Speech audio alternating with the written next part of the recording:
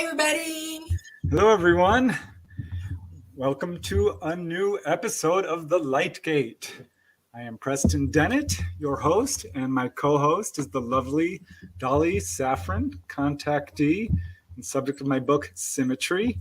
And yeah, we're so excited that you've joined us tonight. Say hi, Dolly. Hello. We have We are coming to you from New Orleans on the United Paranormal Radio Network, UPRN, in New Orleans on 107.5 and 105.3 FM. We're coming to you also on Roku by radio. You can hear us. You can't go into chat, but that's okay. And we will do everything we can to make it easy for you to understand what's going on over here. And we also are on YouTube and the LightGate. Yeah, 107.7 and Oh, sorry. 105.3. No, 107.7. Yeah, we're getting on all kinds of platforms. It's pretty exciting. Rumble, Roku, 107.7, 105.3 in lovely New Orleans. And yeah, Facebook, YouTube, you name it. We're getting out there. So it's pretty exciting. Had a little tiny bit of technical difficulties here in the beginning, so I apologize. We're starting a tiny bit late. But we're here now, and boy, do we have an exciting guest for you tonight. Let me pull up her bio because she has quite an amazing bio. Our guest is the lovely Linda Zimmerman. She is a researcher and a very prolific author. I think she's got me beat in terms of the number of books, over 30. So there's quite a bit of them. I met Linda actually at a UFO conference in California, and we got to sit down together. It was a really cool MUFON conference. They treated us really well. So that's where I got to know her, though I've always known of her. She's quite prominent in this field. Been at it for a long time. I love her research. It's boots on the ground research, not just armchair research. She goes out there in the field and gets the work done. And she is actually a research chemist turned award-winning author of more than 30 books on science, history, the paranormal, and fiction. I love that. I've written a few science fiction stories myself. Linda has lectured across the country and, no surprise, has appeared on numerous TV and radio shows. And in fact, Linda starred in the documentary In the Night Sky. I recall a UFO, which was based into her extensive research into sightings in the Hudson Valley of New York. She's really an expert on the amazing Hudson Valley wave of the 1980s. And this film actually won the 2013 People's Choice Awards at the International UFO Congress. But yeah, a lot of books. Some of her books include In the Night Sky, Hudson Valley UFOs, several on the Hudson Valley actually, Mysterious Stone Sights, Animal Reactions to UFOs. That's a new one. I can't wait to talk about that. Also a ghost researcher. She's written Ghost Investigator, volume 1 through, I kind of lost count. It's like 1 through infinity. I think it's up to 15. But yeah, an amazing researcher. I'm so excited to talk to her tonight. We're going to have all kinds of wonderful things to talk about. So let's just bring her in. Are you there, Linda? I am here. Thank you for that wonderful introduction. I appreciate it. I'm so excited to talk with you tonight. You have no idea. Oh, well, I am thrilled. You're one of my favorite UFO people. You have an amazing selection of books, and I may have you beat for now, but I think you're going to outpace me soon. I'm going to try, Linda, so you better keep writing. I've got another one coming soon, just saying. Uh-oh. What are you up to? I'm up to 30. So oh, okay. I think we're neck and neck. We're close to it. I don't know. You've got a lot. Well, as you know, there is so much out there, and if you don't just rehash old stories like a lot of people do, like, you go out there and get all these different cases, as you said, I'm boots on the ground too. You have to go out and talk to people and go places and go through archives, and Exactly. there's a lot of gems out there to mine. Yes. And isn't it fun when you find that gold mine or you're like, oh my gosh, here's a Oh, great case. yes, yes. It's like, you're seeing something. I really gravitate also to the older cases, and you realize, nobody's seen this for over 100 years. Or talk to that witness who's kept silent for 30 or 40 years. It's really a privilege to be able to do this kind of work, I'm sure you've had it all the time. People actually thank you for listening to them. Right. Right? Yes. Yeah. Yeah. It seems like a simple thing, but so many witnesses have just been ridiculed, ignored, and have stayed silent for decades. Yeah, I think as a UFO researcher, you learn pretty early. You're not just a researcher, you're also a little bit of a counselor. Yeah. An ear, a shoulder to cry on almost. Yes, I've always said you have to be a bit of a psychologist to navigate with some of these people. But it's been traumatic for some of them, or on the other end of the spectrum. One person I remember was so excited. They said, this was the most exciting thing that ever happened in my life, and no one would listen. Can you imagine? That's double trauma. You have the whole ordeal of having this encounter, and then the reaction. I've heard it 1,000 times. Mm-hmm. People have a real hard time with it. I've had people say, I have not even told my spouse. Yes. Oh, goodness. Yes. So that's how it can be a very isolating experience, unfortunately. Yeah, and I know you've had a sighting yourself because I read it in one of your books. So I want to get into that, but before we do, I'm just wondering, how this all kind of rolled out for you. Were you always interested in UFOs? Were you ever? I came in as a skeptic, so it knocked me over. And I'm wondering how it was for you, because everyone's got their sort of entrance to the field story. Well, I was born and raised in the Hudson Valley, and to be honest, I thought UFOs were normal. I thought, I just assumed, seriously, because even back into the 60s, there were UFO sightings everywhere. And then the 1980s, which is probably the most incredible period of sightings maybe ever. And it was just almost a daily thing for 6 years. And you came to accept it. I can't tell you how many people I interviewed, well, how many sightings did you have? Well, after the second or third, I'd look up and say, oh, it's that massive triangle again. All right, let me go get a pizza. Oh my God. Oh, wow. They honestly became blasé about it, some of these witnesses, because it happens so often. So you grow up in that environment and it's second nature. I don't need disclosure. I've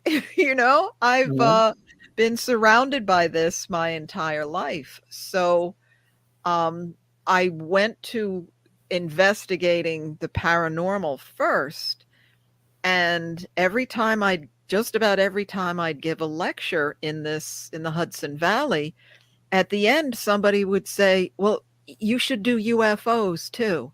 I'm like, I have enough to do with, ghost investigations. And finally, after hearing that for about 10 years and people telling me their stories, I said, wow, this is something that needs to be told. So I am skeptical every time I hear a new case or talk to a new witness, because let's face it, people can sometimes misrepresent, or they're just mistaken. So you have to, you don't go into every case saying, oh, this is going to be the best UFO case ever. You go in, all right, let me hear what they have to say. What evidence can I find to back it up? Are there additional witnesses? And then you take it from there. You're a girl after my own heart. That's exactly how I am. Absolutely. Yep. Wow. Yep. I mean, growing up in the Hudson Valley, that's amazing. Because, you said this is probably one of the biggest waves the U.S. has ever experienced. And in terms I of think intensity, so. yeah. Yeah, I always bring up the Phoenix Lights, which was a remarkable one night. And that was a typical Tuesday in the Hudson Valley for 6 years, or a Saturday or a Thursday. It happened all the time for 6 Mm. years. What year did you start seeing UFOs? My first sighting was 79. Mhm. And I was in college at the time, and it was seen by a lot of people. I grew up in Rockland County, New York, small county north of suburbs of New York City. Mhm. Um, I don't know if you want me to go into the description of it I at would love this to hear point. it. Yes. Okay. Okay. So I'm in I have to mention the fuzzy red bathrobe because it's integral to the story. I'm in my That's the one I favorite. read about. Yeah. Yes, that's the one. Everybody tell me the red fuzzy bathrobe story. So I'm studying for some sort of test, and I'm at my boyfriend's house, and he had a friend over, and I get a call from a friend about they're about 15 minutes to the northeast of me, and she knew I had an interest in all things unusual. She's, Linda, go out. I something just passed over our town and it's headed towards your town. And so I go running outside in the bathrobe, and we all ran out, and there were three. I remember them as more whitish, my boyfriend at the time more yellowish, but it was three lights.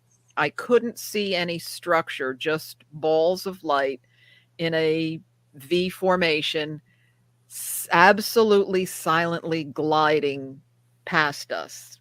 And Mhm. my immediate reaction, grab your keys, jump in the car. I jump in the car, still just in the bathrobe, and we go after these things. And we're following them for a little bit, but they break up. One stays going east, one goes to the south, one goes to the north. Okay. And what I consciously remember, I'm going to have to go back. So the next thing I remember, we're in Harriman State Park, which is this huge, beautiful park, because I remembered in one of Frank Edwards' books, he had, remember, Flying Saucers, Serious Business, and things like that. Those Yeah, books. I love his books. Yeah. Yeah. He had a picture of this disc-shaped object he had gotten over Lake Tiarati, which is in Harriman.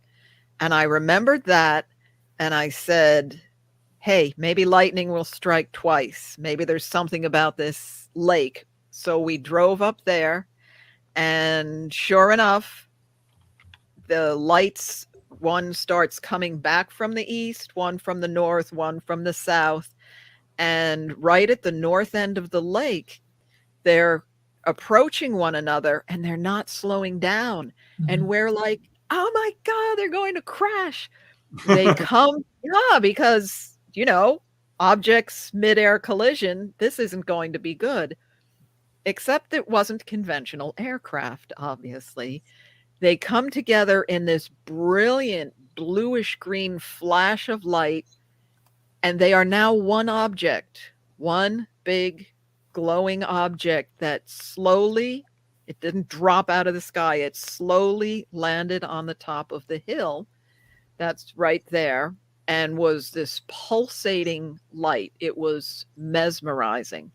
Well, it's at this point that the state trooper pulls up, and here's a 19-year-old girl in nothing but a red fuzzy bathrobe in the car with these two guys, and didn't want to sound too crazy, or and I'm trying to explain, and finally I just said to him, look, turn around and look. And he sees I could see his eyes bug, and he turns back to the car. He says, get out of here now. He jumps in his car. He takes off, or he didn't take off before. We like, all right, maybe we better go. So we start going. He blows by us. Clearly, he did not want to have anything to do with that. So I thought that was the whole story. And as I was doing research for one of the books, I said, I don't remember the date of my own sighting. And I was a compulsive diary keeper for many, many years. So I started going through all my diaries, and I find out it was December of 79. And I describe, fortunately, and that night I wrote how we followed the lights. And then what I did not remember after that night was we followed them to a different lake, a lake to forest, and stood there for an hour watching the lights zigzag back and forth in front of us. And after that night, I lost all conscious memory of that. And so I called up my boy, who was my boyfriend at the time. We're still friends. And I said, do you remember that night we saw the UFOs? He said, and he has like practically an eidetic memory. His memory is unbelievable. He said, now that you mention it, I remember going to the lake, but I can't remember what happened after it. And my palms are starting to sweat. I'm like, no, don't tell me. And I'm trying to piece it back together in my mind, but it's like a huge painting with the center missing. So Linda. You really need to work on that, because that was, in my estimation, that was a really, really good sighting by y'all. Just so you know, some of their craft have hooks. They're not completely round. You can't see it because the light's so bright, but they're boomerang shaped. And they're top heavy. They're round on the top, but they're boomerang. And they have grappling hooks on the ends in the back. And they can all hook together and make it look like they're one ship. Okay. And they can land like that. They can come down and land. And you described it perfect to me. I've seen that. Okay. So this is a big deal. You need to work really hard on that. I've had that too, where you forget. Yeah. I had a sighting eventually I realized it was missing time. So do you think there was something to that, Linda, that this is more than just a sighting? Because when someone has a close-up sighting and it's lengthy and they don't remember it immediately, that's a red flag, as you know. Yes. Oh, yeah. And I have to confess, as I was taking all of these witness statements over the years, I'm like, people are telling me something, and in my head, I'm thinking, how do they not remember that? What is wrong with these people that they don't remember? And I guilty as charged as well. You and your friend could get together and go into meditation with one another and start walking through it minute by minute by minute together and replaying it in your mind. If he has an eidetic memory, he's probably going to trigger. And you might as well actually working with him and just try to run a tape and see if you can't pull some information up that way. Yeah, I did do a hypnotic regression, and some very interesting things came out, and little bits and pieces have resurfaced, but it's I call it a memory embargo, because so many people talk to me, and there was this incredible case in the Hudson Valley, family coming back from the movies in the 60s. And a huge craft stopped in front of the road in front of them. And the next thing they know, they're home, and it's 45 minutes later and nobody's talking about it. Yeah. 20 years later, they're all sitting down to, I don't know if it was Thanksgiving or some big family dinner. And like a switch turning on, all of a sudden they look at each other and said, how come we never talked about that UFO sighting? Yeah. And and it all came flooding back at the same time.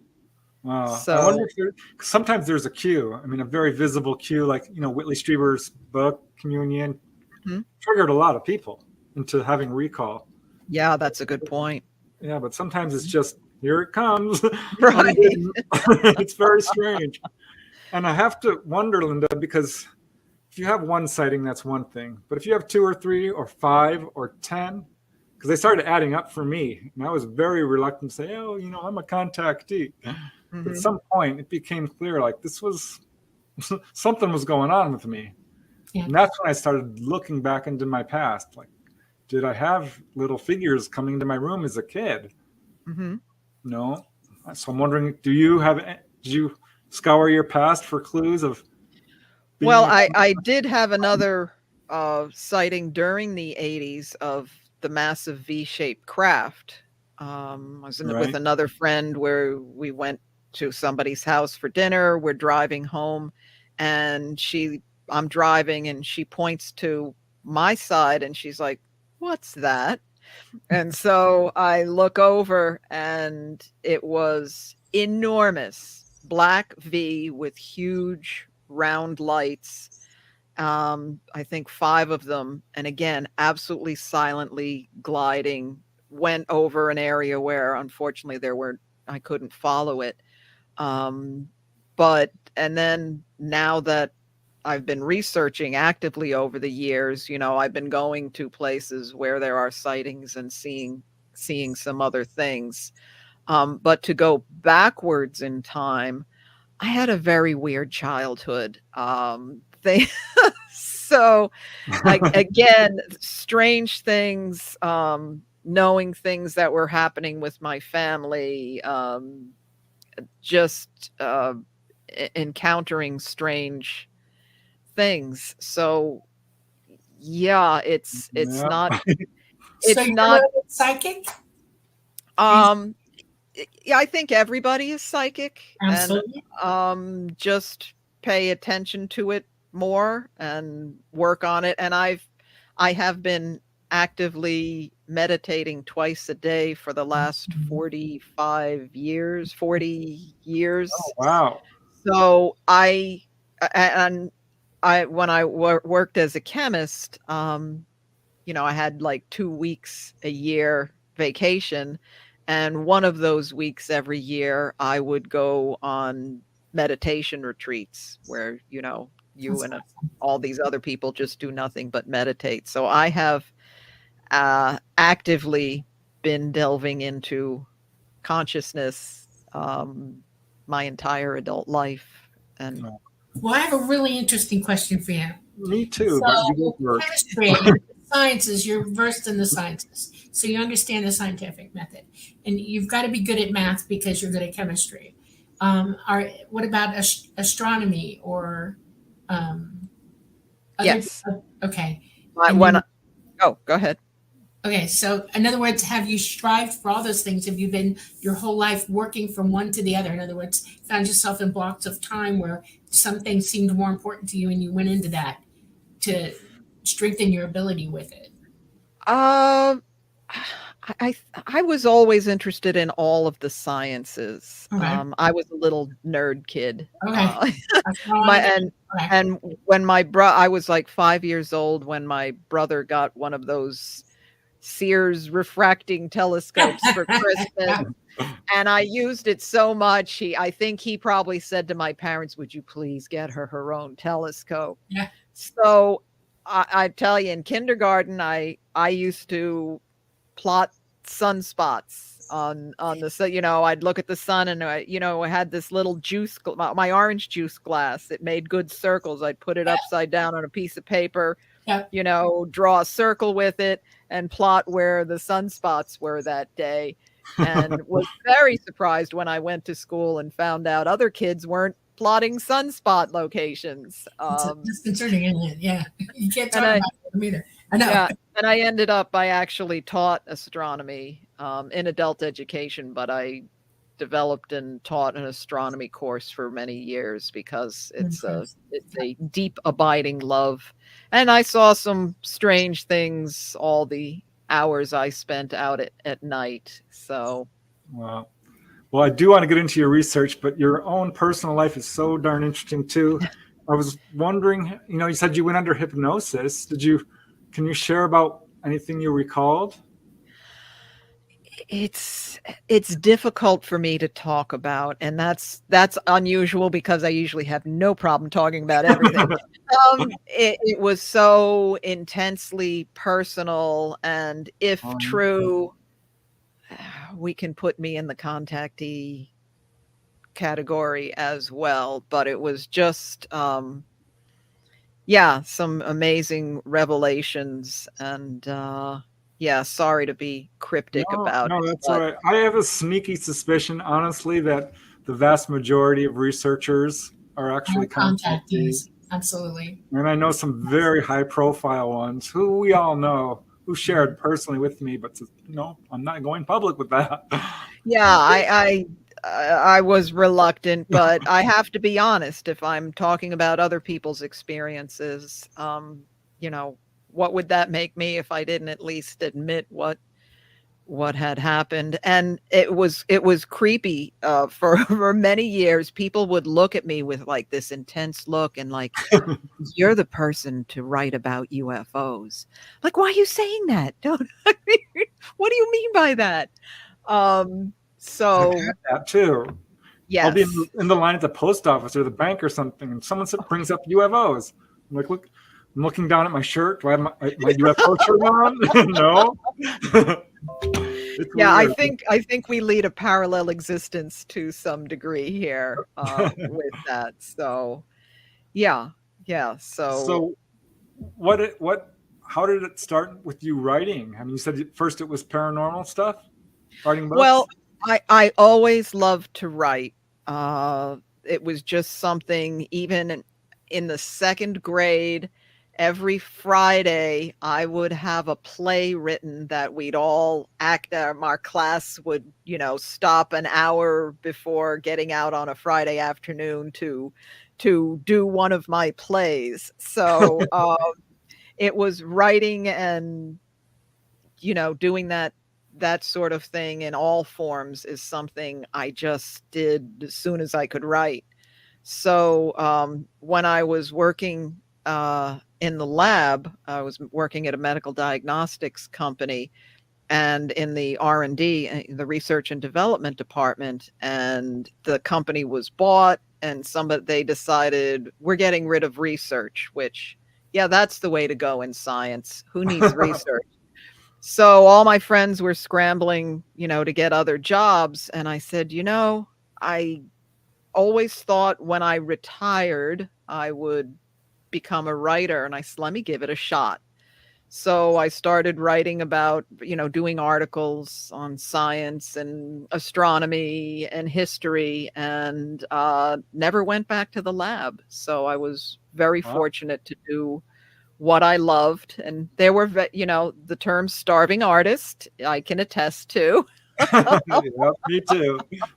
Yeah. But I've been very fortunate to do what I absolutely love and in, many different fields. That's awesome. I know that you have a lot of research fingers out there, and that there's many different arms with the fingers.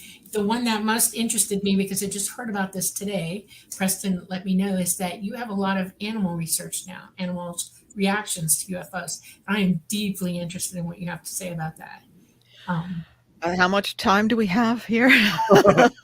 We still have a good hour and a half. All right. Go over. Well, it started as a offhand remark during one of my lectures.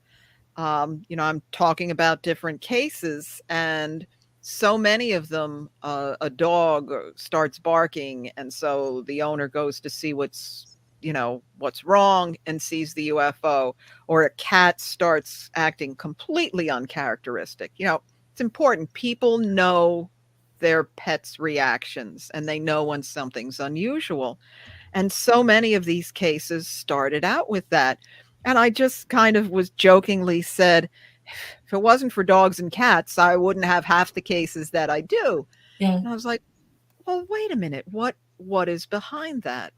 So, of course, you think of dogs and cats and they have this incredible hearing. And I thought, well, we can write it all the way as whatever these craft or objects or phenomena are, it's probably some high frequency sounds. Mhm. Yes, that's the book. Thank you. Some high frequency sounds, but birds were in a lot of these stories from around the world, and birds have much lower threshold of hearing than we do. So I was like, okay, what else is going on? Which took me into all these other different senses. I think in particular, the magnetoreception, they call it, the ability to sense magnetic fields, Correct. vibration, smells, and I don't rule out a sixth sense that animals might have. Right. So I really got into the science of it and tried to match it up to cases that, you name it, from every corner of the globe. There are incredible animal reaction cases. And when I started speaking about this, researchers would tell me, "Oh my God, I have to admit, I never even think to ask people about, you know, did you have a dog, a cat, a horse, a cow, or something?" They, or it's just considered a novelty. Witness said all the barnyard animals were acting strange, and leave it at that. And I'm like, no, give me more information, because these reactions are generally fear, not always, but predominantly, and their behavior can change for a minute, a day, a week, or forever. That's how traumatic and intense these experiences are for animals, and we need to start paying a lot of attention to them.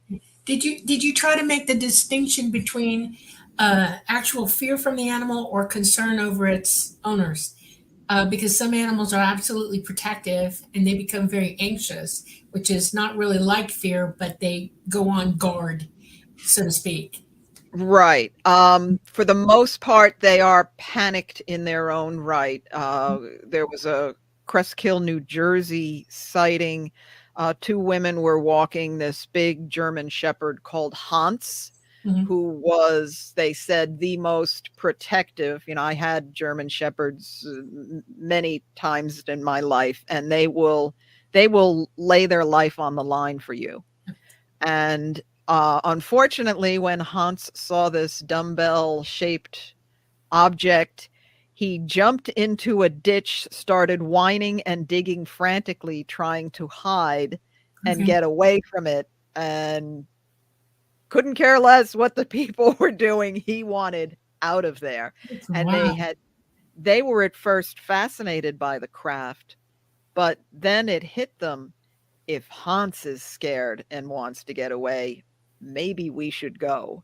So all three of them ran away Um, from that. So um, it has happened where dogs are initially barking like, I'm protecting this household, and then end up under the bed.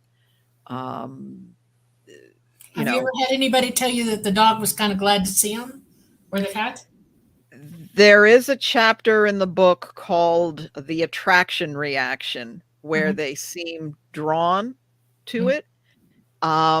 But I don't know if that's always a good thing. There was a case in Florida where this woman and her dog and her cat saw, I believe it was a rectangular shaped lighted craft, and they all felt drawn to it.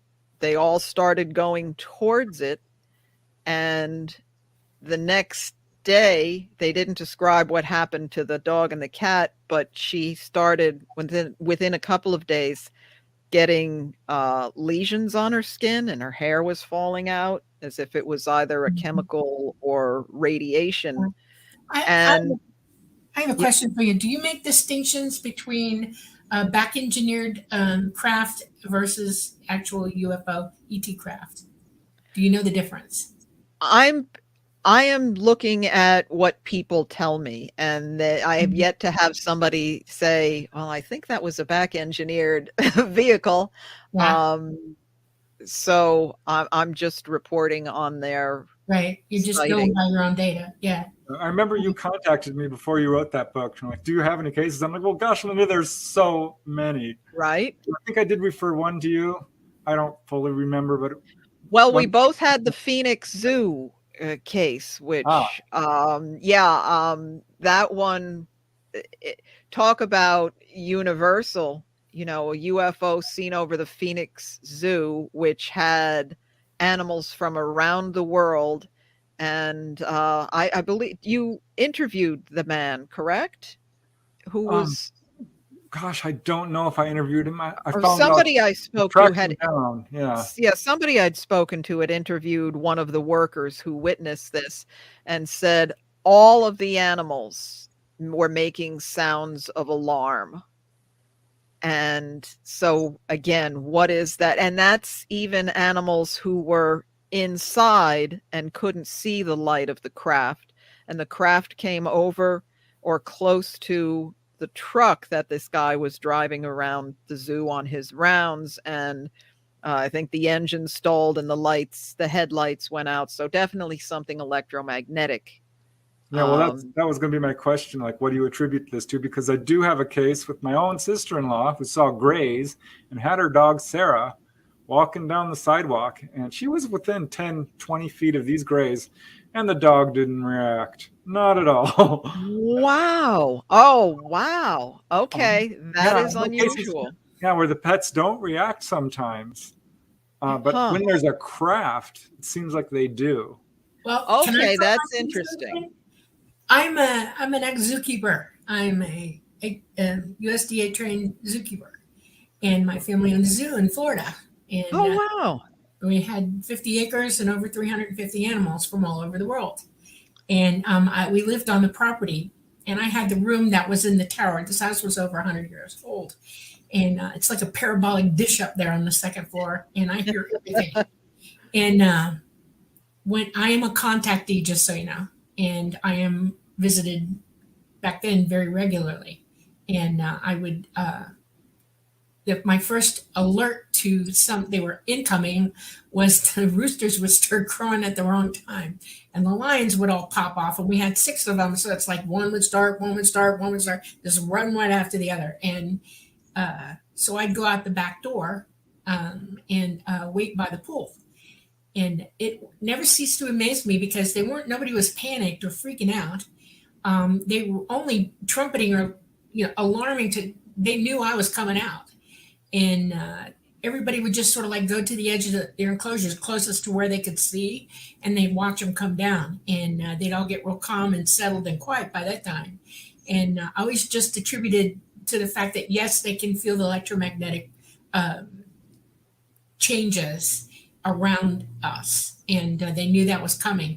But I noticed that we had some animals that were pretty psychic. We have a lot of birds, and they could practically read your minds. And the birds would be like, hello, hello, hello, hello.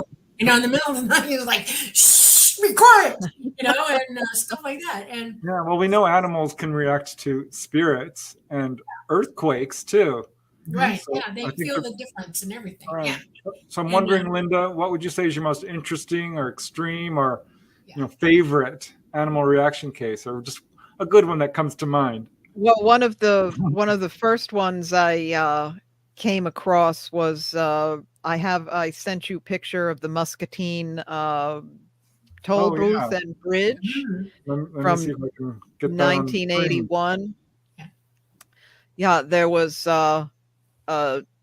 late night toll taker Al Wagner in July of 81, and that's a lonely job. The Muscatine Bridge over the Mississippi between Iowa and Illinois, and he used to bring carrots to work because there were some wild rabbits that would come by. They wouldn't get close enough for him to touch, but he would leave the carrots, and then they'd come get them, and it was somebody to talk to on the late night shift. Yeah, there's the toll booth.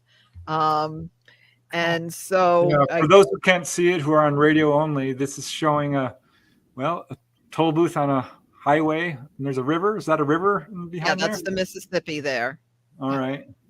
So Muscatine, Iowa. And so if you could do the next one of the bridge. Oh, all right.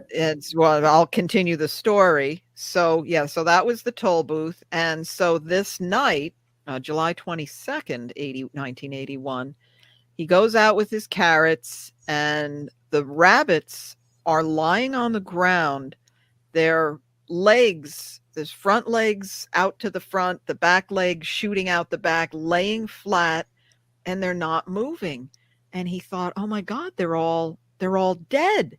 He couldn't understand what happened to all these poor rabbits. They're just not moving.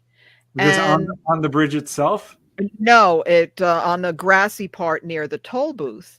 So he notices a light behind him. He turns around, and from the other side of the bridge is a kind of an egg-shaped orange-colored light. And then he sees a yellow light go on inside of it, and it's approaching the bridge. Very unique. I had not heard this kind of motion in a step motion. It would go forward, then straight up, forward, straight up, like going up a set of stairs, and just barely cleared the top of the bridge by about 10 feet, then shot off toward the west. And this bridge that we can see here? Yes, that bridge. Oh, wow. So cool. As soon as this craft took off, the rabbits revived, jumped up, and took off, and didn't wait around for the carrots. They were so traumatized. But what could it have been that from the other side of the bridge had what kind of energy, sound, intense magnetic field? What was it that made these basically paralyzed these rabbits? An electromagnetic pulse. It had to be something very strong. It is a very strong pulse. Yeah. It emits a graviton field, and they were feeling it. They may have actually been under it and just couldn't get above it. The bigger the craft, the bigger the field that emits. And if it was that low to the bridge may have amplified it or shot it. Oh, there's that's what flattened them Well, there down. sure are a lot of cases where people were alerted to going outside by their dogs or cows. And I just read one from England involving the Malakovic family who was driving house hunting and saw a rabbit cross the road, and then another, and then this whole herd of rabbits is just running across the road. And they're like, what is going on? And that's when they turned and looked and saw this enormous craft with humanoids looking through the window down at them. Come right up and goes over their car. They could feel the heat. So yeah, animal reactions is a big deal. I'm glad you wrote that book. I think that's the first out there, isn't it?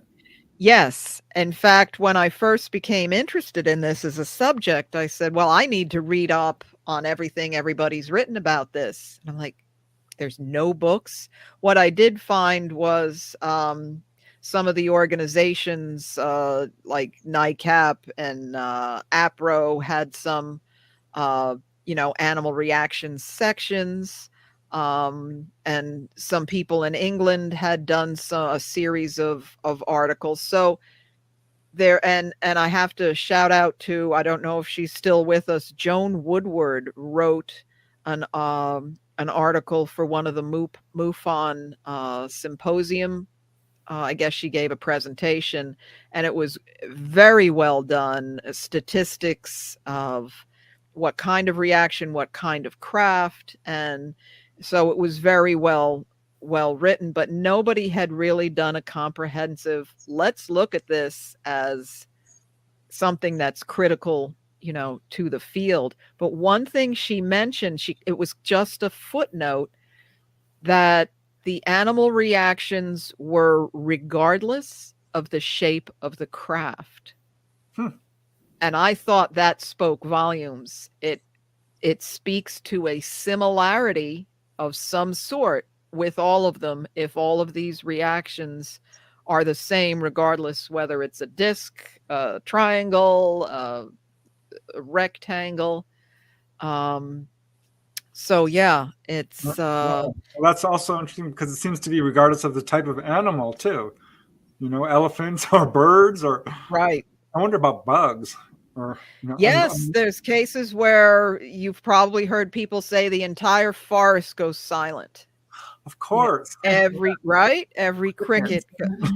There was Has anybody ever had one go up in a craft? Have you got any cases of that?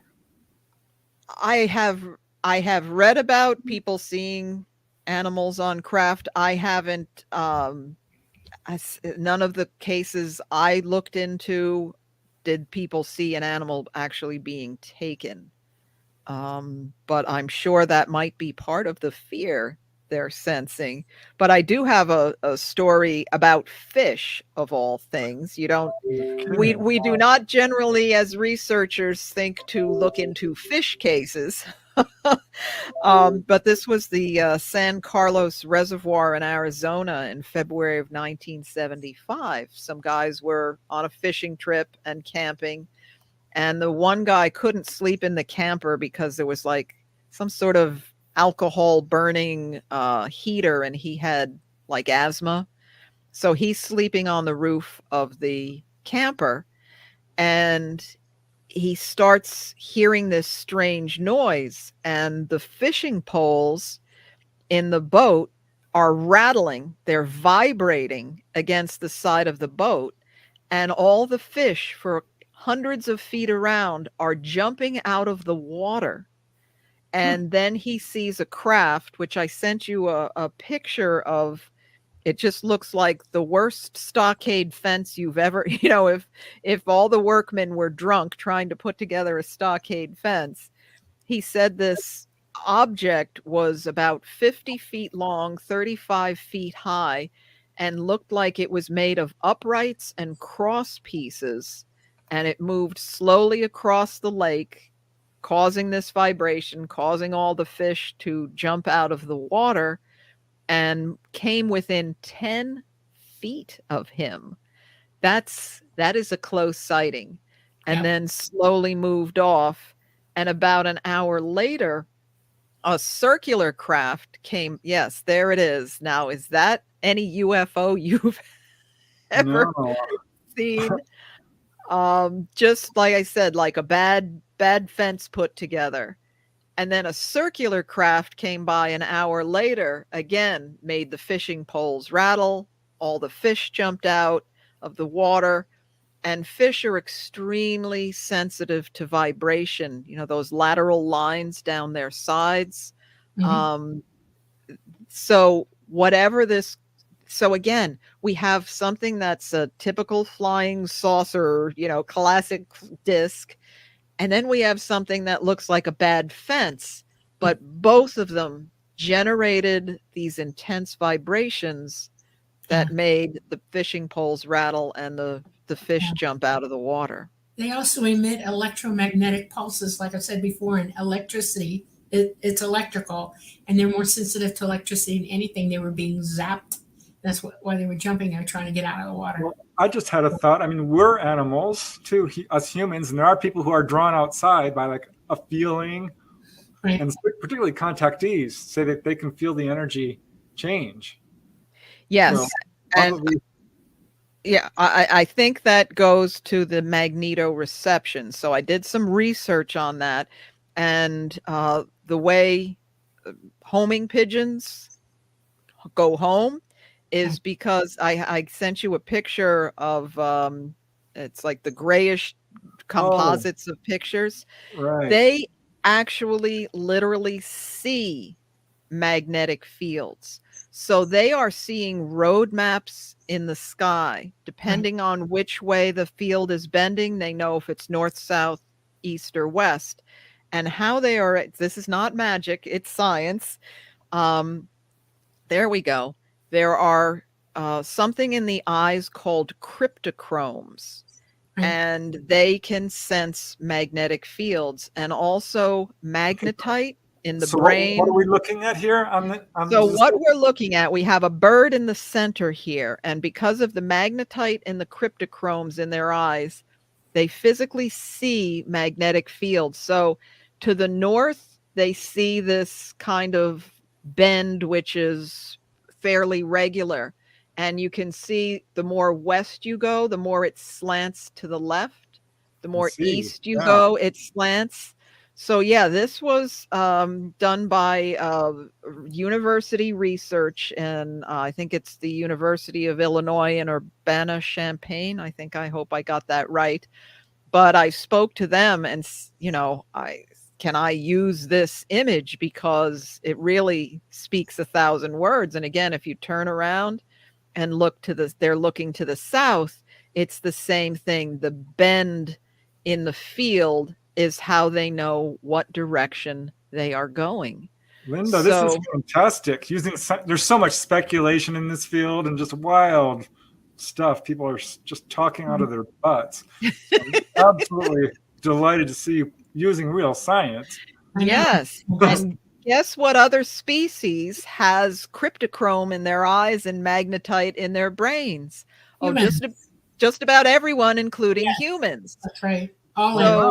I think that is part of why so many people have said, I felt something was coming. Right. And it's like people who have a good sense of direction. Some people in my family who remain nameless, my brother, couldn't find his way out of a paper bag. But when we would go hiking, I'd say, well, that's north. I mean, it's obviously north. And no, let's go there. And, he'd get very frustrated. Okay, we'll go your way. Yeah. And turned out to me, directions felt different. And a lot of people feel that way. They want to sleep in a certain direction. And animals, they're much more attuned to that. I think because we live inside and we surround ourselves with all these artificial electromagnetic fields, we've probably lost a lot of that. But there's a group of people in Australia, the Cook Thayor, who they don't have any words for left and right. Everything is north, south, east, and west. If they want to sit down next to you, they'll say, oh, could you move to the northeast? I want to sit down. They are so attuned. They're like compasses because they live it. And they're not surrounded by all this artificial stuff. So yes, people who are more attuned to it or pay attention to it, I think being a contactee probably sharpens those senses. So yes, it is absolutely legitimate that they might feel a UFO coming, and it may be because of the science of their brain and the cryptochromes in their eyes. That is just amazing. I'm so glad you put that book out. And I love your books because they're, not only thoroughly researched and very detailed and well written, but you have images as well. So it's awesome to be able to and some of them are quite long, aren't they? I mean, you had like a 450-page book, one of them. Yes. So briefly, the first UFO book was In the Night Sky, which was all about the Hudson Valley. But then I did Hudson Valley UFOs and more Hudson Valley UFOs. And I had enough material for a fourth book. And I was like, I just cannot do. And even more Hudson Valley. I was like, no, enough of that. It all needs to be in a single volume. If you're interested in the Hudson Valley, yes, it's 8.5 by 11, almost 500 pages. It's enormous, but you should have all the triangle cases together. You should have all the disc cases, all the abduction cases. So if you're researching or just interested, it's one book you pick up rather than 4 different ones. So that's my magnum opus. I plan no more Hudson Valley books, but then again, I didn't plan on doing the first UFO book. So I will go where life takes me. Well, going back to the Hudson Valley, I'm curious, why Hudson Valley? What is it? Because I've looked at various hotspots and I did notice some commonalities in that often there are sort of rural areas next to large city centers. They almost always involve, the police. There's researchers end up seeing UFOs there. It's so frequent that it brings in UFO watchers from all over the place. But why? What's it about the area itself? The if I'm looking for a scientific explanation or something that might draw them here, a lot of the sightings of the 1980s were in Putnam, Dutchess counties, where there were, they were stopped using them, but magnetite mines, which is, magnetized iron, very strong magnetic fields. We have a fault line here. So we have a lot of water, lakes, great places to hide. There's so many stories about UFOs pulling water out of lakes and pools and rivers and things. So it just might have been that there are natural earth energies here they can utilize. But I've found cases going back to the 1800s here. One of the commonalities you've probably found is Air Force bases or military installations. Yeah. So we have Stewart Airport, which used to be Stewart Air Force Base. An awful lot of sightings there. So I erroneously assumed, well, all those sightings are there because they built an Air Force base. Until I interviewed the man whose grandparents had a farm in the 1890s on the land that the Air Force base was eventually built, and used to see multicolored craft hovering and moving all around. It was just something that happened all the time. So rather than UFOs visiting the Air Force base, the Air Force base was built on land that already had generations of sightings going on. Did you ever overlay, we have different lines because of our electromagnetosphere in the earth, okay? And then the way they map the earth and its parallel lines and things like that. Have you ever looked at what parallel line all those areas are on and then overlaid it with a electromagnetic field line and see what you saw that way? Well, like a ley line type thing. Yeah, there's some going fairly close to Pine Bush, which is a hot spot in itself. And I also looked at gravitational fields. Right. There is a map of gravitational fields, and that would be the electromagnetic field lines of the planet. Right. Yep. Well, this is the actual gravity. Yorktown Heights was kind of a ground zero for sightings during the big wave of the 1980s. And looking at the gravitational map, there's a big round circle of, I believe it's unusually low gravity. You can basically trace Yorktown Heights by this gravitational field. Whether that has something to do with it, I don't know. But, you look for, is there something unusual for these places? So it could be the perfect storm of all of these things together that draws them here and has been drawing them here for much longer than we've had powered aircraft, Air Force bases, stealth technology. Well, we have to take a real quick station break. Hello, everyone. You're listening to the LightGate. My name is Preston Dennett. My co-host Dolly Safran. Our wonderful guest today is Linda Zimmerman, and we are streaming on the United Public Radio Network and the UFO Paranormal Radio Network on 107.7 and 105.3 FM in the beautiful city of New Orleans, or on several other platforms, Facebook, Rumble, I think, Roku, YouTube. So yeah, we're reaching a lot of people. Thank you all for watching, and thank you to the UPRN network. And we're very excited to be talking to you all tonight. And Linda, I know you've written so many books on ghosts too. I don't know if we're going to have time for that, but you've also written on. Well, I want to pull up a picture of this, what looks like a landing trace, because you have one of your books, your giant book, has some of the best evidence, right? Physical Yes. evidence. And here, let me see if I can get this one up on our screen. My giant book, yes. Because people underestimate that there's so much physical evidence in support of this phenomenon. You think, Yeah. it's just eyewitness testimony. No, it's not just eyewitness testimony. No, it is Like not. Is this a landing trace here? Absolutely. This was Monroe, New York, which is about 5 minutes from me here. And it was 1982. And it was on a road that had, again, decades worth of sightings. And this couple had a kind of a modern looking home, and they were doing some construction on it. So they had, if you're mixing concrete, you need sand.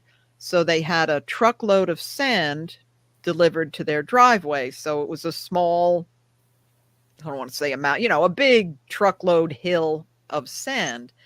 And middle of the night, the dogs start going crazy. What a surprise.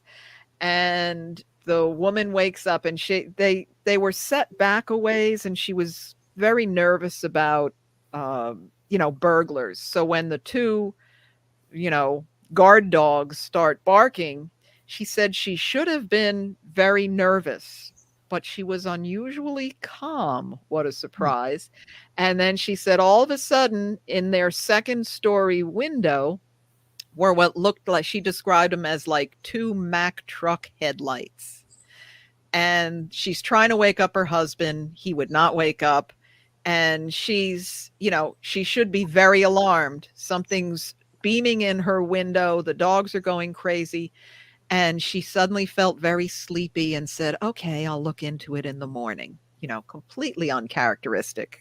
She should have been running around calling the police, whatever. So she wakes up in the morning and she's telling her husband, the dogs are going crazy and there were these lights.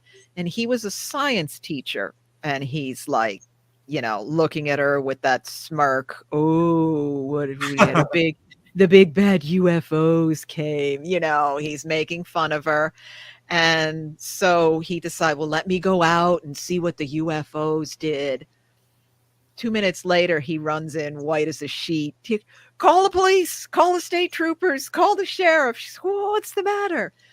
Their big hill of sand was completely gone, and all that was left were these concentric circles. Yep. Where the sand was heated and pressed into the blacktop. Yeah. So that's what we're looking at here. What was the measurement of those circles? The outside circle? Roughly, as I recall, 18 to 20 feet. Some of the largest outside circle. Okay. So, the inner circle?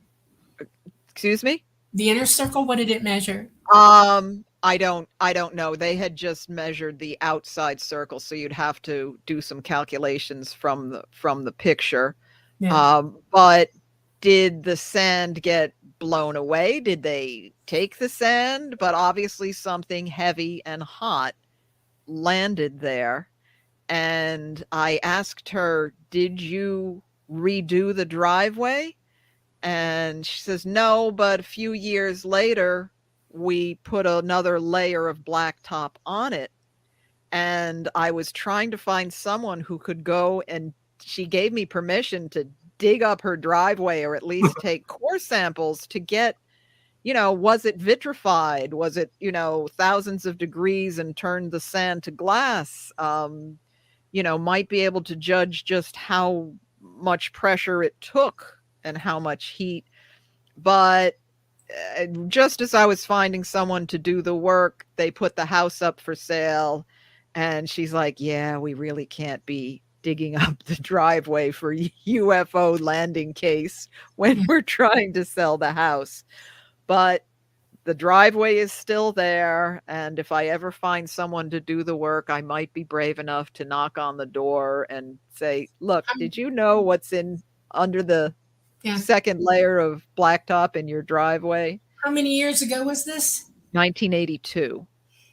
There should still be some radioactive elements to it. If you went over with a Geiger counter, I did, and and I didn't find any. nothing. Oh, that's too No, bad. But it didn't no. actually land. When a craft comes down, it has two fields, an inner field and an outer field. The inner field is inside the craft itself, all the way out to the outer walls of it. And the second field is much bigger than that. When they come down, they don't land, they just hover above because the fields that they're using to fly are so profoundly solid around them. It's a huge gravitational force that they just go above the ground. And that's what you're seeing there. It's a non-landing. It's just hovered above it. And it's turned everything, that field pushed it into those different concentric circles, the inner field and the outer field. And there should be glass there. It should have turned to glass if it was glassified. And do you think it took the sand? No, it blew it away. Yeah, they never found. I mean, a truckload of sand into the air. It just went up. Oh, okay. It literally blew it away. So that's amazing. That is really amazing to me. Yeah. Well, another question I really wanted to ask you, and I'm going to put up a picture of the boomerang-shaped craft. These were seen like going down right over the Taconic Highway over and over again in full view, very brazen. Right. Do you think that this was a display, intentional? I mean, because they wanted to be seen. Why are they going over the highway itself? I mean, because you nailed it. They wanted to be seen. This was not, people would say, why would they light themselves up like a Christmas tree and hover over a busy highway unless they wanted to be seen? And this was one from, let me double check to get this right, 1984, July. And this man, Cesar, was outside, and he did this great sketch. And I wanted to show this for two main reasons. First of all, he writes on the bottom here, fuzzy red blinking light. I'm sure you have heard over and over again these craft being followed by a red orb or a red light.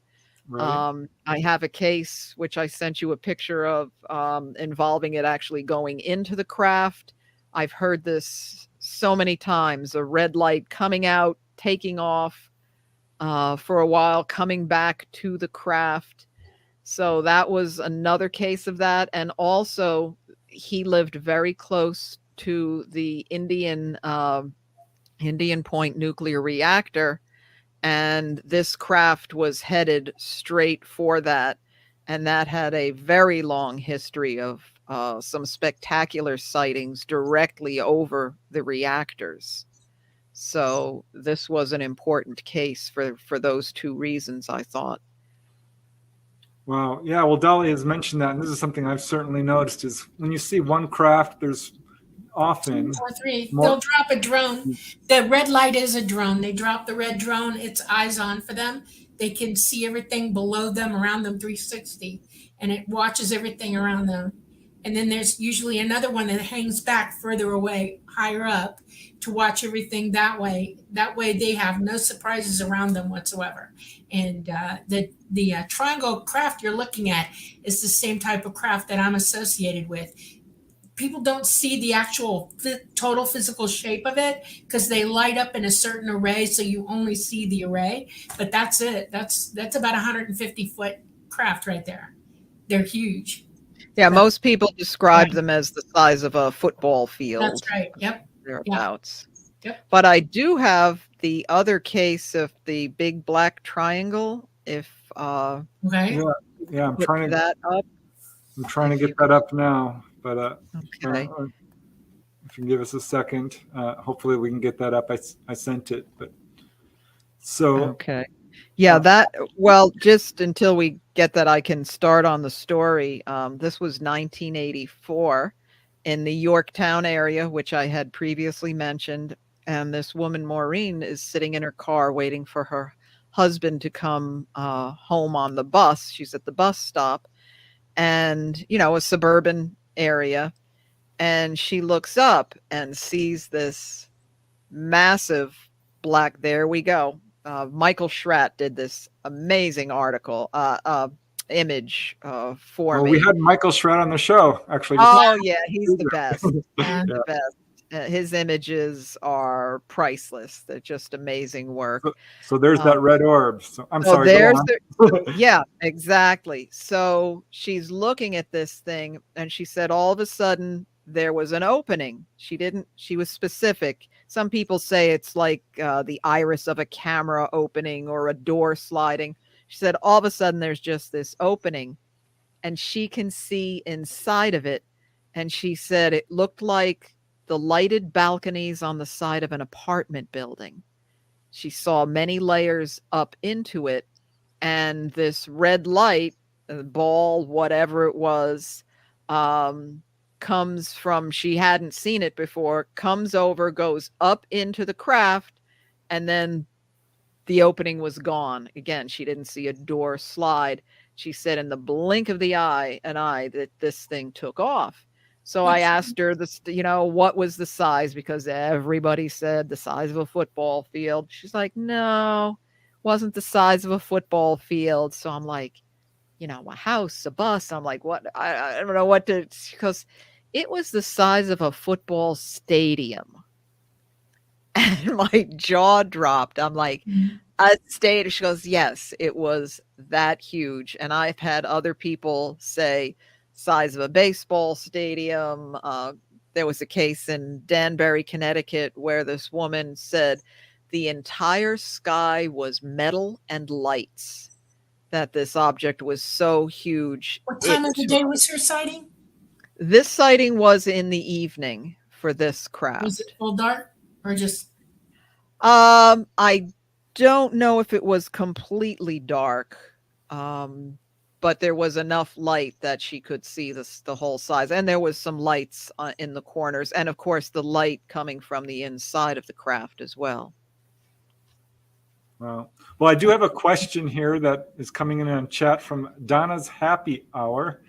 And I wonder if you have any cases involving, she says, I wonder how dolphins and whales react to UFOs. And I will say, I do know of a case here in the Santa Catalina Channel where a family was going to Catalina Island and noticed an unusual amount of dolphin activity just flying out of the water.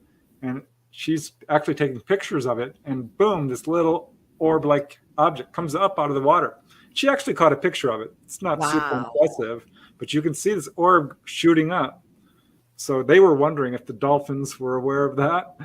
And I'm sure they were. That's, like that story I told about the fish. I was trying to find, whale and dolphin stories, and I would love to get an octopus story because octopus is just, they're about as alien as you can get on this planet, and still be from this planet, I think.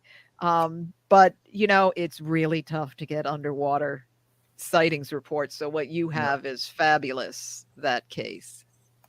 Well, remember in Star Trek where they communicated with the whales? Yes. Yeah. I seem to remember there were some contactee cases where people said that they actually saw dolphins on board. I think one of the ladies I interviewed, she doesn't want her name used. I call her Wendy, but she talked about that.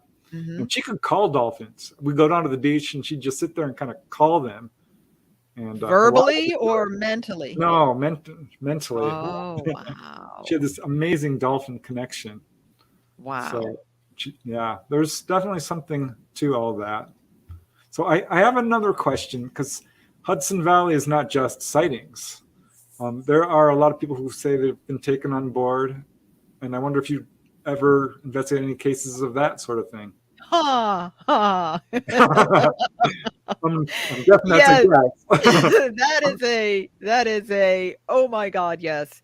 The first book, I mean, I really, when I first started doing this, I didn't think I was going to get more than people seeing lights in the sky. And the abduction chapter turned out to be the biggest chapter in the book.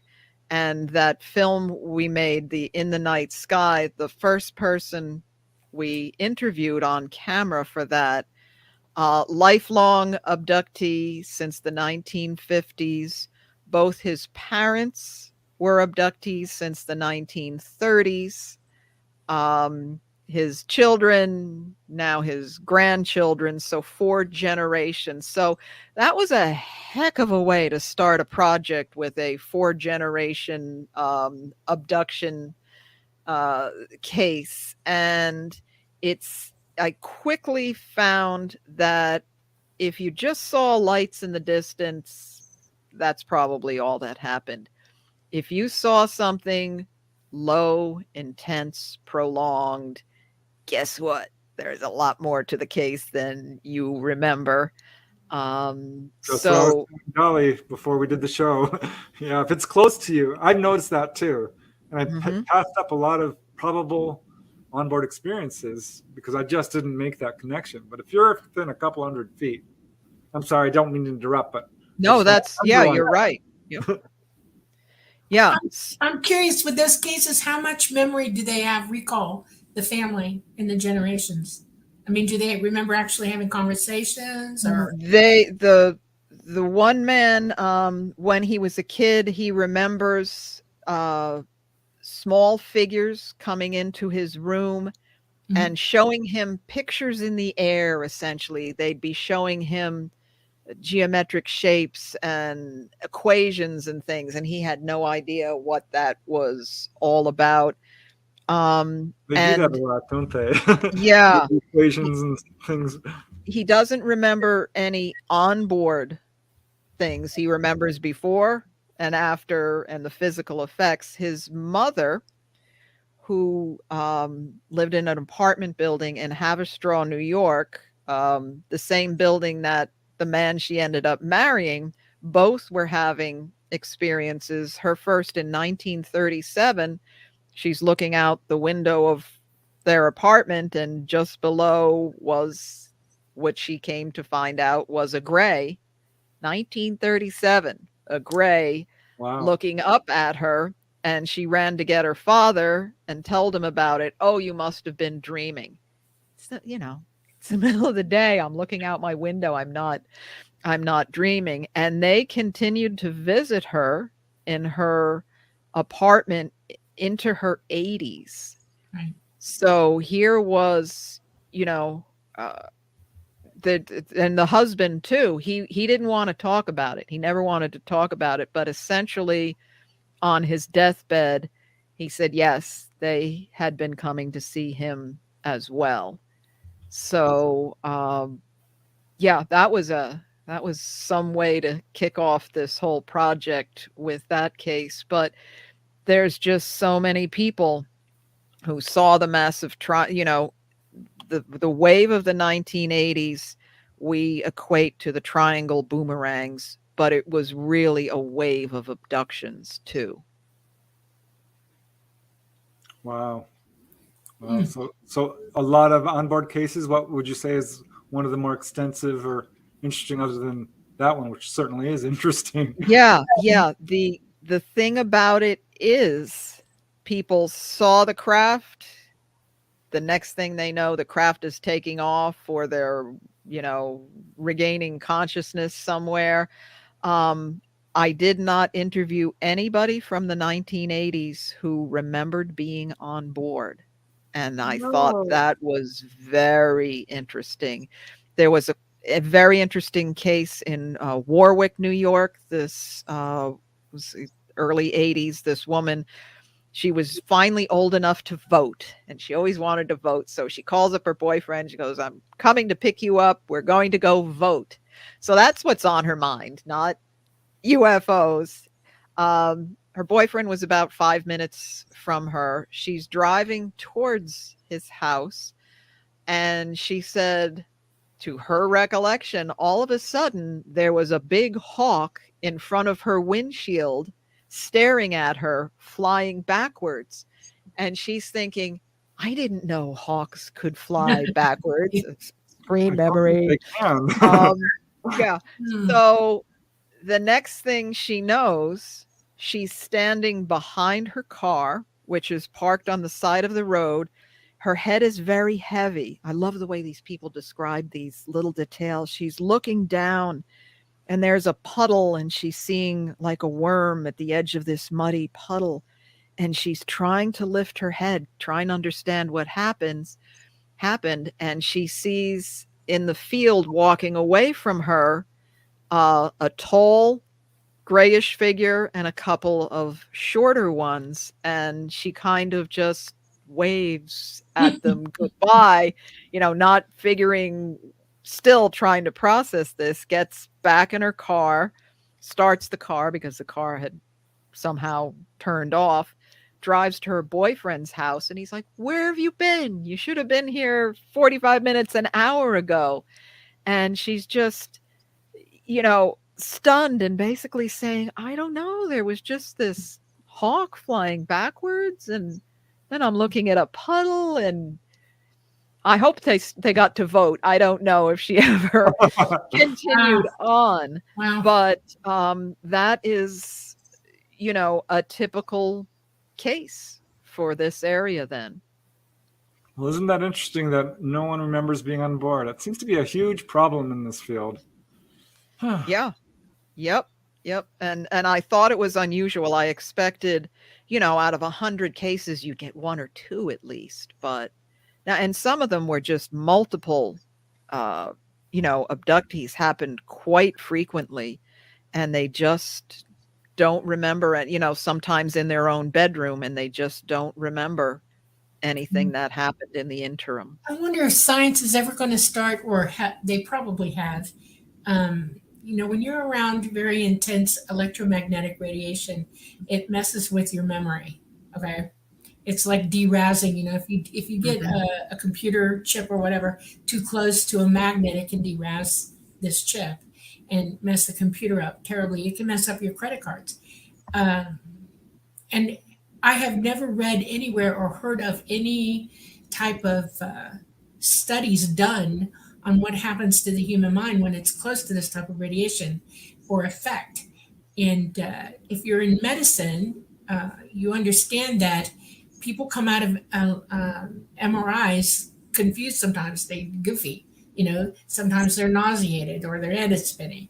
And a lot of them really, it's a long process to go through it. And yet after it's over with, they only remember about 5 minutes of it. And they've never studied that either.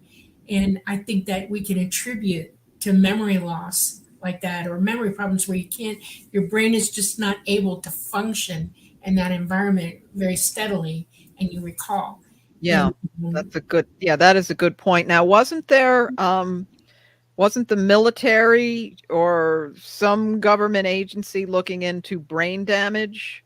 Yes, and they never reported on that either. Yeah, so they're looking into it, but right. What we are going to find out from those studies is another. Right.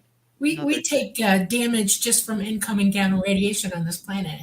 It affects our hearts, it affects our minds. People who have mental illness are more disturbed during periods of high intense energy coming in on us. And so they should really have a very good knowledge of what's happening to people in this. I am a contactee. I'm a conscious contactee, but it took me till I was 14 to figure out how to work my way into it, assimilate it. And it took a lot of concentration. I do have an eidetic memory. And when I finally did break through it, I literally had a migraine for days. It was killing me. And now I'm fully conscious. I mean, I have all my experiences are live in real time. But it takes a lot for me to maintain. You know what I'm saying? I'm constantly, my eidetic memory is constantly going through it over and over and over again sometimes. I had one blackout memory, no memory, when I was younger, when I was working for Wells Fargo, working key rounds, and I went out. I don't remember it. I had to be told what happened. But I wish that, and it's funny, we have two consciousness, your brain, your physical mind is operating, but you also have consciousness, who you really are. And that operates within the mind as well. And if your physical mind can't attain it, I think the super conscious mind does. And I think that's why hypnotism sometimes helps, because it makes that barrier break and you can attach to it, you can grab it. And I'm just wondering about that too. And nobody ever talks about it. And I think if you want to talk disclosure, that's a really big one right there, you know? Yeah. Well, as far as people forgetting or not being able to remember, I Yeah. think there's a number of things going on, because if something's completely out of your worldview, people will Right. ignore it or Yeah. not perceive it even. So I think sometimes, because I remember there was a sighting in England where a kid was watching a UFO overhead and he could feel it leaving his mind as this thing was going away. And he quickly wrote it down and put it down and did forget it, and picks up the pad and goes, huh, and remembered it instantly because he Yeah. wrote it down. But it's like a Yeah. dream almost. I was so glad I had written that, in my diary. But when I went back, here I am going back like 35 years or whatever, 30 years later, reading the words, I'm like, this is my handwriting, but I couldn't have written this. Oh my God. Yeah. Yeah. Well, Yeah. I also want to talk about some of your research into mysterious stone sites, because I'm looking over that book. It's like, oh my gosh, I did not know this. And I know that the Hudson Valley area and upstate New York has a lot of those. Mm-hmm. And you really did some amazing research on that. So we've got about a half an hour left, so really want to slightly less touch that. Here's the book, Mysterious Stone Sites. So is that connected to the UFO activity, you think? Yes, it is. In fact, I was contacted by a Ferrari mechanic of all, so somebody who knows what they're doing mechanically. And he was so interested in these stone chambers, like you see on the bottom here. This happens to be an astronomically aligned, that is sunrise on winter solstice sunrise. Wow. So they're built on magnetic anomalies. A lot of them, they're astronomically aligned. But he was so fascinated by these chambers that he actually moved to an area. There's a lot of them in Putnam County. Wow, that's dedication. Yes. And he also saw one of the massive silent triangles. And Dr. J.L. Hynek came, as you know, to the Hudson Valley to see what's going on in the Hudson during the 80s. And he talked to this man and said, what is it about the Hudson Valley? And this guy, his response to Hynek was, it probably has nothing to do with it, but where there have been mass sightings, there seem to be these old stone chambers. So and other people picked up on that. And sure enough, where there were concentrations of sightings, there seems to be concentrations of these chambers. So do I think aliens built them? No. But do I think whoever did build them were sensitive to the electromagnetic fields, and that's why they put them there?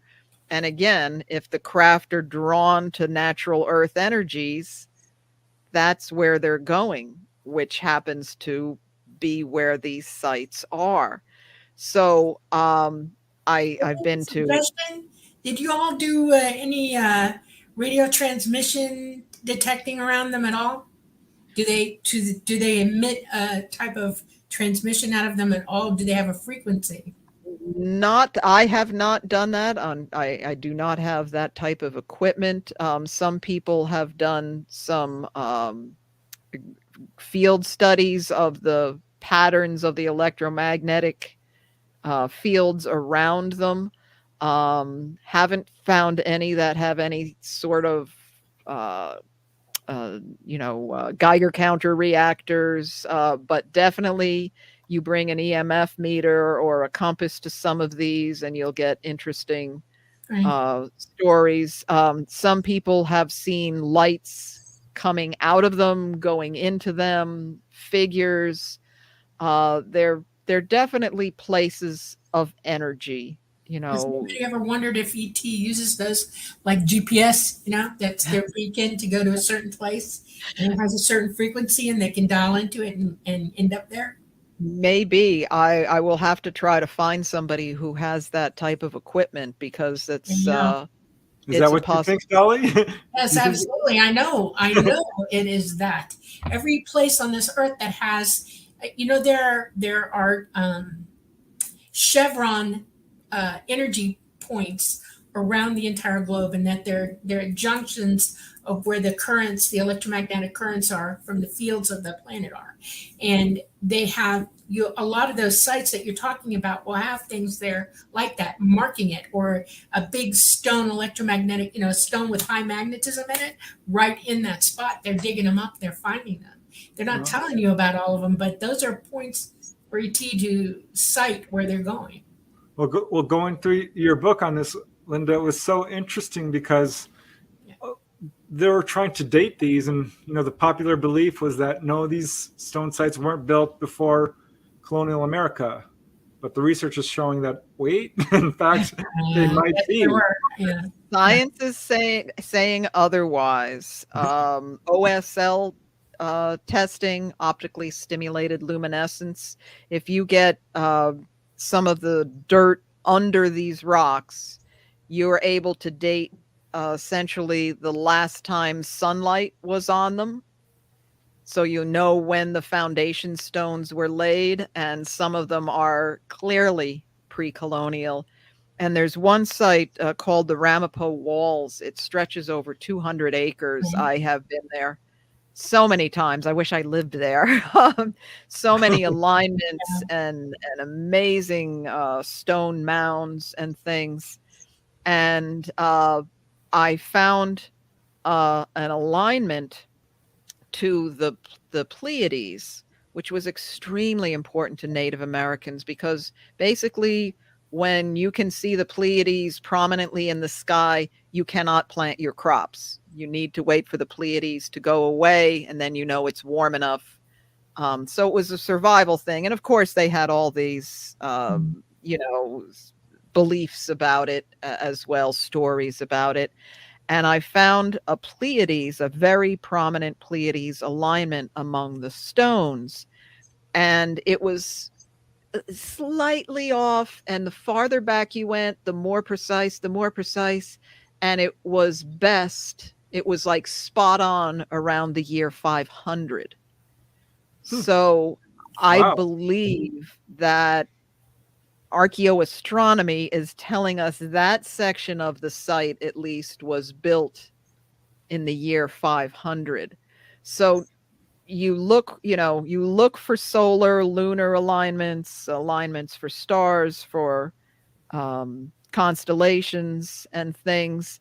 And then, there are these programs like Stellarium where you can move the night sky to any date, time, location, and you can use that. They use it around the world to say, well, this site was probably built because this was when the alignment was precise. Right. So do we have any idea who built them? I think it's Native Americans. I mean, they were here for 11,000 years after the glaciers receded, and they were very spiritual people, and they lived by the patterns of the cycles of the moon and the sun. And I had one historian say, well, why did Native Americans need to know what time of year it was? And I think it had survival. When to start making winter headquarters, when to plant your crops, when to migrate, when are the herds going to, the game going to be migrating. So I think it was important ceremonially to them to be able to have an observatory to track the positions of the sun, moon, and stars. And also just simply, hey, we need to know, what time of year it is, so we have our best chance of living till next year. But there is controversy. People think it was Vikings or Celtic monks or all kinds of things. And I'm not saying there wasn't an influence in North America, but I think when you look at the sheer number of these sites, you needed a very large, long, prolonged population here and that points solely to Native Americans for the Well, that bulk. was my next question. How many sites are there? Or There's well over 100 of these stone chambers that still exist. There was probably another 100 that unfortunately have been destroyed because they were thought to be useless colonial root cellars. They're scattered throughout New England, probably hundreds more. And people around the world built out of, look at the Mississippi mound builders. I am fascinated by the mound builders of the Midwest. These enormous geometric mounds the size of, the Great Pyramids, stretching for miles. The sky was important to them. The sky was important to all people around the world for thousands of years. And they did what they could to create, either out of stone or dirt or sticks, whatever they had, create sites to track those movements and hold their ceremonies. yeah, that's very, very interesting. Well, here's a sort of a comment question from Janice Conant to you, Linda. She says, makes me wonder about the West Point buildings that were built out of the stones there. I was there many times in the 60s. Odd feelings there. Oh, yeah, those would be that gives me a sinking feeling. A lot of places were looted for their stones for people's foundations. So that is the original stone buildings from the 1700s may very well have been some sort of site dismantled. Wow. So I bet a lot of these are on private land too. Sorry, Dolly. In the state of Georgia, Yes. there's Stone Mountain, and they rate Stone Mountain for its marble and for its granite for the U.S. In Washington and stuff when they were building that. So a lot of that did come from Georgia. They transported it up to them. So there are a few other places where that type of stone, Pennsylvania has a lot of quarries and stuff like that they used as well. But you're right. They would, when you're in a hurry, you're in a hurry, and they'll take it from anywhere, actually.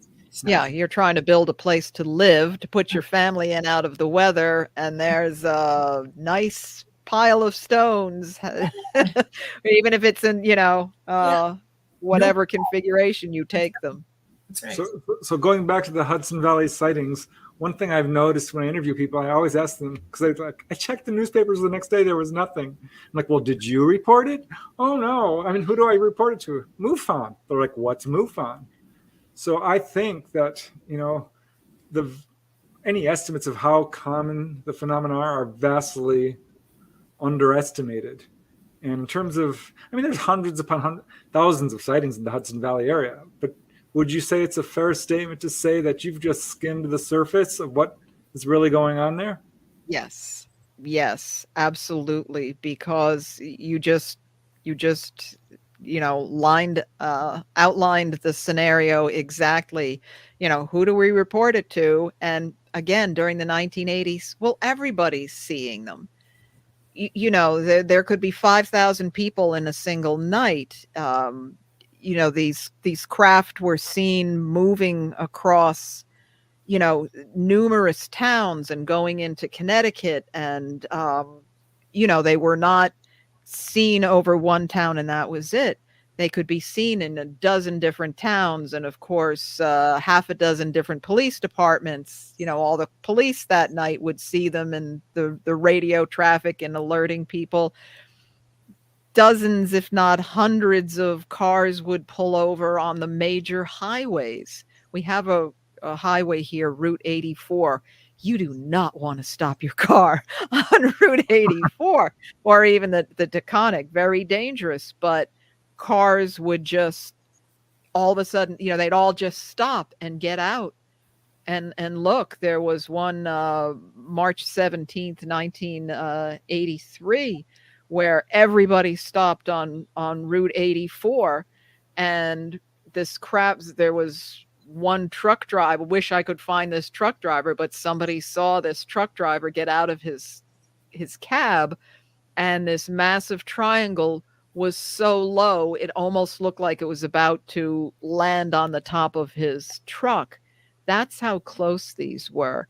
The following week, there was sightings over the Taconic, and these 3 teachers were coming back from night classes, and they pulled their car over because what are all these cars stopped for? This massive silent triangle hovered over them for 20 solid minutes.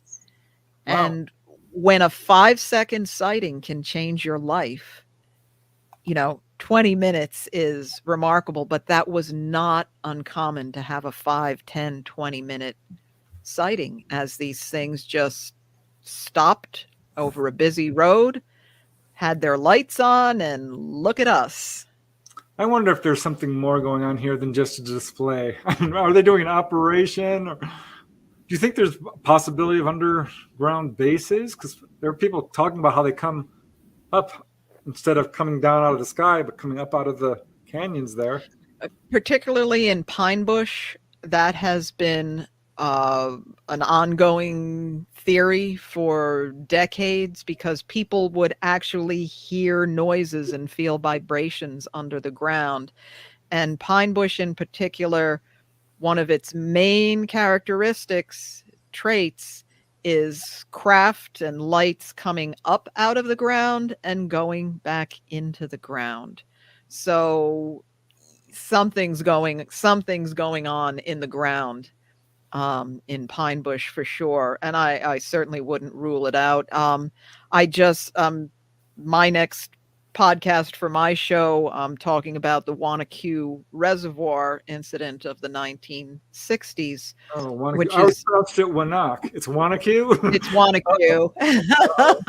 Yes, we hear all, no, you can't know unless you're in the area. But one of the witnesses said, I swear to God, it looked like the craft just went right into the mountain, which is what we hear all the time. There's you're not going to pronounce this right, Shawangunk. Shawangunk. We just say Shawangunk Mountains, which is just to the north of Pine Bush.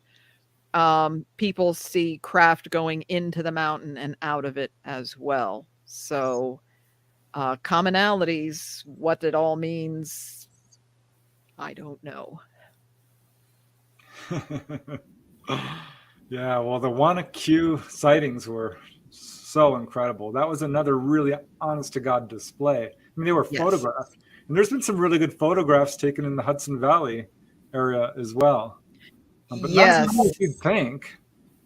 Yeah. And just in 2 weeks ago, in the same week, was contacted somebody who has video footage from the 80s, but it's on one of those little mini cassettes, and his mini cassette camcorder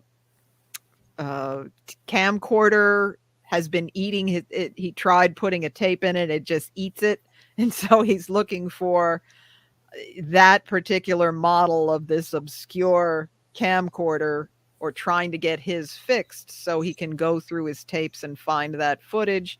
And then somebody else had, the camcorders, the handy cams that burned right to DVD. He had some amazing footage, and a neighbor's son said, I can transfer that for you to the computer. Oh, no. Yes. You can hear it, but you can't see it. So he's trying to find someone who might be able to, hopefully the data is there and has just somehow been blocked. So I'm thinking 2 of these cases in 1 week, as people become more aware and feel more comfortable to come out and talk about them, I bet there is going to be photos and footage coming out of hiding in the near future. So. Remember Ellen Crystal? She did research into, what was her book, The Silent Invasion? Yes. Yeah, that was, I mean, there's so much data to be mined in the Hudson Valley. Right. And all of her photos and work is still intact with her family. So I'm hoping someday, they will start releasing some of that, or find somebody. I'm volunteering to, to go through and, really do a reevaluation and cataloging of all of her work, because her photos were just, if you recall, they look like fireworks going off. I mean, 35 millimeter cameras, what did that to film back then? Elements radiation. Yeah, sparkling effects, or you get nothing. But yeah, so it's an amazing amount of work she did, and she was the inspiration for so many people to start going to Pine Bush, to line the streets every night for a couple of years. Yearly festival there. Yeah, it was just Saturday, and I still haven't recovered. It was exhausting. It was the most people by far that has ever been. I spoke about the Hudson Valley there, and I had a table talking to people, and I barely got to sit down. And for a minute, it was just everybody had a story. Everybody wanted to share their accounts. So we have like 10 minutes left, and I still have some burning questions. Okay, burn away. Because there was that whole controversy about the ultralights and them trying to fake the craft. And our governments have to be aware of what's going on there. And I'm wondering what you found out, or what you think of the whole ultralight controversy and our government involvement. The bane of my existence here. So sorry. So many people would, when I first started trying to spread the word of the Hudson Valley, wherever I went, people would come up, why are you bothering with that? It was a formation of pilots. No, these massive craft hovering silently over you for 20 minutes was not a formation of ultralights. What I have found with my dogged persistence, I have names of pilots who, there was a group, they called themselves the Martians. They flew Cessna, small Cessna 151s, I believe it was, out of Stormville Airport. They did that on a regular basis, and they got such a kick out of people thinking they were UFOs, even though they couldn't stay. People got pictures of them. They couldn't stay in tight formations. They were noisy. There was also a group of ultralights. Ultralights were very popular back then. Groups all over the place. They also flew out of Stormville and a couple of other locations. And if you've ever been in I actually risked my life to go up in an ultralight so I could, during my research. Yeah. Boots in the ground and heart in your stomach as you're going up in the air. But it was actually wonderful once we took off. They're basically go-karts with weed whacker engines or lawnmower engines. They're so loud. And hundreds of people told me, yes, we saw the massive silent craft. And we also saw those idiots in the ultralight that sounded like a flock of lawnmowers going overhead. They would put special lights on it. One fireman told me they were having some sort of fire maneuvers at night, exercises, and they see this V shape of lights coming toward them, but he couldn't hear the engines because the sound of the fire truck engines. So he tells his guys on the truck, they have really bright spotlights, turn your spotlights on that. And as soon as they do, they see these 5 or 6 ultralights. They see the look on the guys' faces. They're busted, they're on to us, and they veer off into different directions. But the FAA got so many complaints because it's illegal to fly an ultralight in the dark, a half hour after sunset. You're not supposed. So they're doing things illegal. A lot of them were doing this without proper running lights on their planes. They were risking air safety, and they risked there were people who went off the road because they're looking up thinking, oh my God, this is a UFO. And, they hit another car or go off the road. This has to be intentional muddying of the waters. Absolutely. And I've spoken to so many police officers who were told, regardless of what people tell you when they call up, you say it's a formation of pilots playing a trick. And they were no. not allowed to say, oh, it was huge disinformation. And these pilots were risking their livelihoods because a lot of them were commercial pilots. They depended on feeding their family, with their pilot's license, and they were risking losing it from these stupid pranks. There are unconfirmed rumors. Of course, nobody wants to talk still, that they were actually paid to do this. And that's really the only thing that makes sense, because the joke was over long before, they finally stopped. And I've talked to some of the children of these people, and one woman, she said that we all took an oath of secrecy. Well, why do you have to take an oath if you're just playing a prank, right? And her very cryptic words, there's so much to say, and there's so much not to say. That is cryptic. Wow. Yes. Yes. Wow. So, at the very least, the government approved of what they were doing because it gave them a cover story.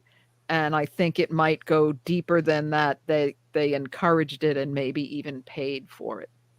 Yep. Well, if you could give me a short answer to this question, I'm curious about what you think.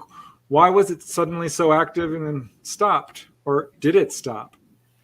My short answer, I have no clue. It never completely stopped, but why in early 1983, it just burst onto the scene and lasted intensely for 6 years. I don't know. Then after that, it became very intense in Pine Bush for several years. And since the mid-90s, it's been ongoing, but sporadic. Nothing like those years of the 80s and 90s. When was your last report? When was your last report? 2 weeks ago.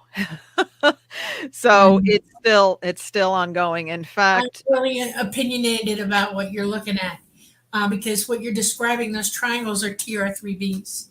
They are not ET. They are back engineered craft. Yeah, there's a lot of buzz about that in the field. Yeah. The solid black triangles.